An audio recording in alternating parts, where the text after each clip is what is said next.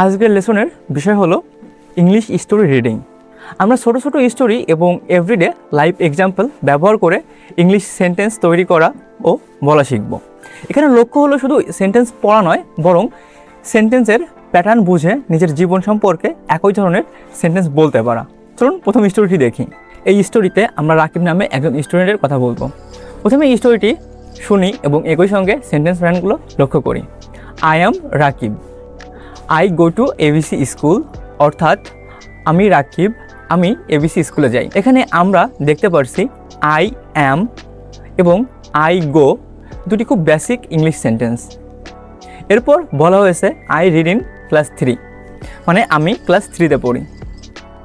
এখন রাকিব বলছে I am late for school today, অর্থাৎ আজ আমার স্কুলে যেতে দেরি হয়েছে। I wake up at 8 AM today.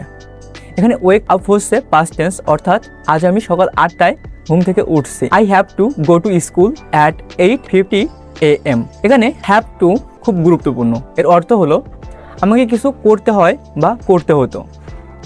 যেমন I have to go to school, মানে আমাকে স্কুলে যেতে হবে। এরপর I am running to my classroom নাও।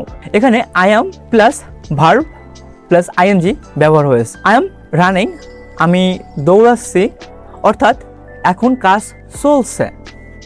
এরপর রাকিব বলছে I have an exam, I studied for the exam. আমার একটি এক্সাম আছে, আমি এক্সামের জন্য পড়াশোনা করছি।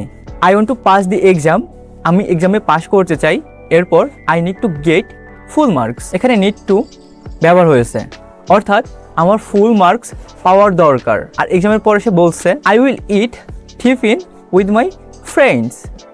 এখানে আই উইল ব্যবহার হয়েছে ফিউচার অ্যাকশন বোঝাতে, অর্থাৎ আমি আমার ফ্রেন্ডসদের সঙ্গে টিফিন খাবো। I want a burger for tiffin, আমি টিফিনের জন্য একটি বার্গার চাই। আই হ্যাভ 30 টাকা উইথ মি, অর্থাৎ তার কাছে আছে 30 টাকা। I am thirsty, I need water, আমি তৃষ্ণার্ত, আমার পানি দরকার।